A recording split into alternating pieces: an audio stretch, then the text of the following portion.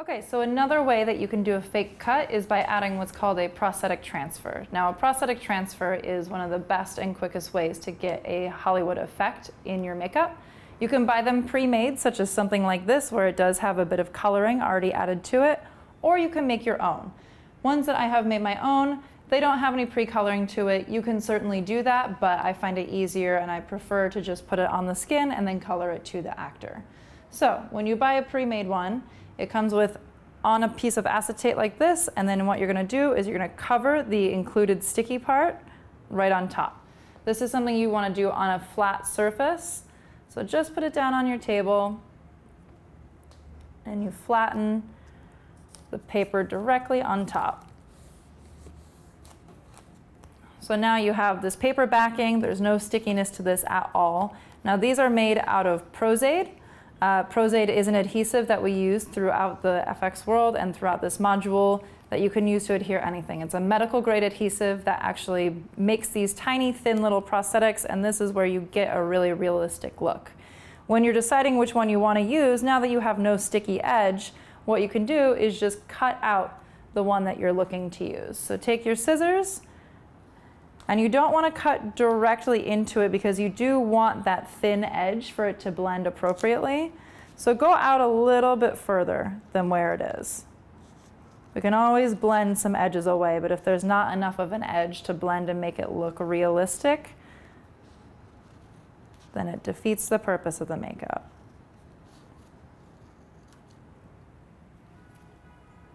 I'm going to use both of these, but I'm going to work one at a time. Take your first one, get that ready, cut out your tiny little second one. Now we will need water for this, so having a spray bottle or an Evian spray or a cup of water on hand, just of course, as always, make sure that it's clean sanitary water that you're using to do this, not the same water that you'll be drinking out of.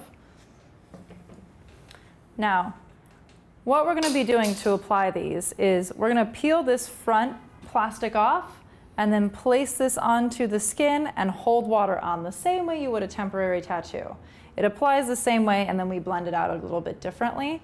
When it's in this paper, since we are applying it flat onto the skin like this, it's very difficult to see where the actual prosthetic is. So a good rule of thumb that you can do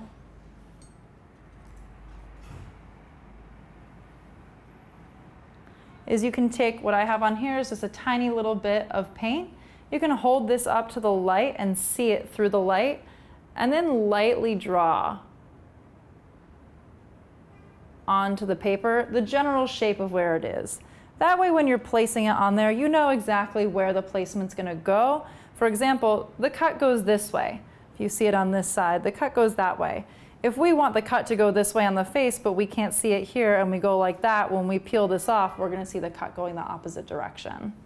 So when you're planning where you want to put your prosthetic transfer, the first thing you want to do is clean the skin off. The same way we did here, we don't want there to be any residual oils that could get in the way of a proper application.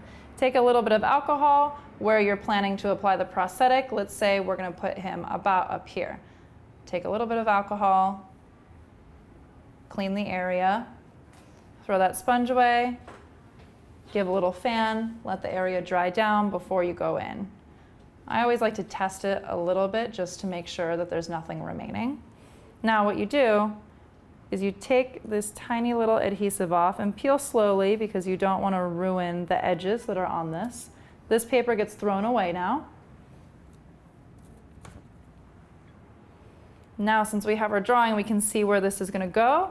And all we do, this is very sticky, don't touch this side once that plastic is off. If you stick it, it kind of ruins the effect. We want it to be sort of in this area. So what we're going to do is we're going to push down on the center and then push everywhere. Make sure that all parts of this are adhered to the skin as much as possible at this point. Then what we do is we take a sponge, get some water on it. It should be fairly saturated. This will remind you very much of a temporary tattoo when you were a kid. Only this one's gross. Once you have a good saturation of water, but it's not enough to where when you squeeze it, it's going to be running through, hold it on top. Just wait here for a moment. You can check back into it, look to see if the paper is fully absorbed into the water. You can also stabilize the actor's head as well, especially if you're pressing in certain areas. Holding their head in the back area just kind of stabilizes it so you're not jerking their neck back a bunch.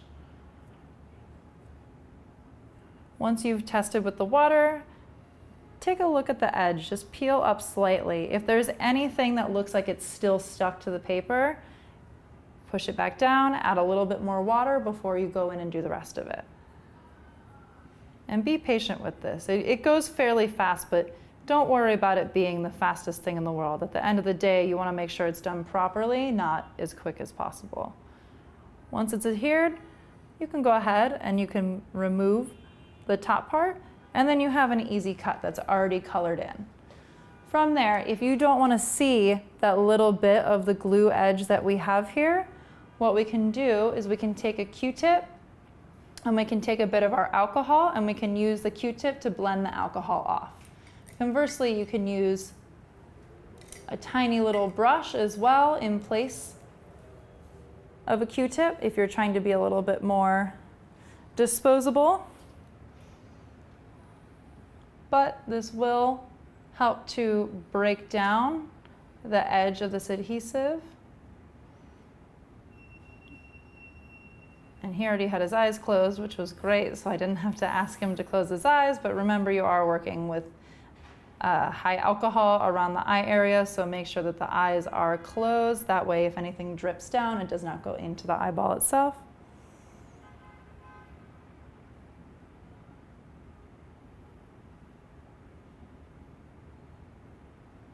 Now, as you slowly work, we're working, as you see, from the inside out, and we're just working on this edge here.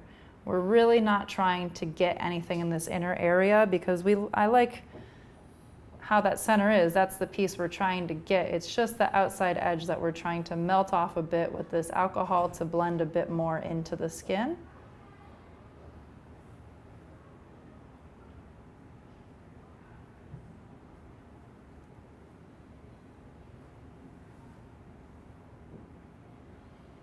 This is another one that you just want to be patient on. Just keep going. It may seem like nothing is happening, but eventually the edge will start to diminish a bit and you'll have a better blend on the edge. If you're using a Q-tip to do this, imagine this as the Q-tip. You would take it and you would just roll it downwards. The same motion that I'm doing here, where you're staying away from the center and the actual cut area, and you just blend down.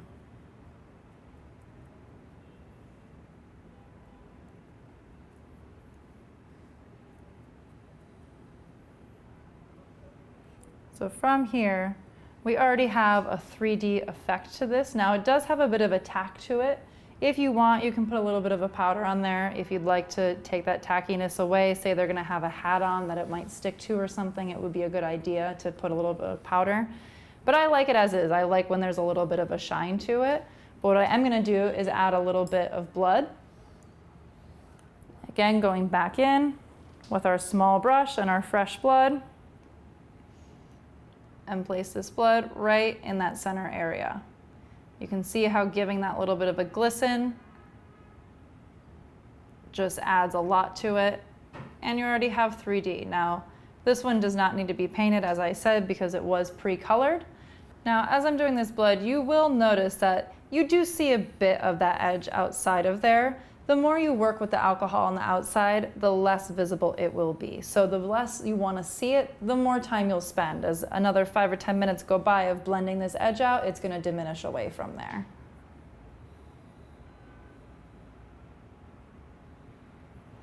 That is an easy and quick way to add on. I'm not going to show you the ones that I pre-made because you've already seen the application. It's the same application, only you're going to paint it to match his skin tone, whereas this one was already painted to match him.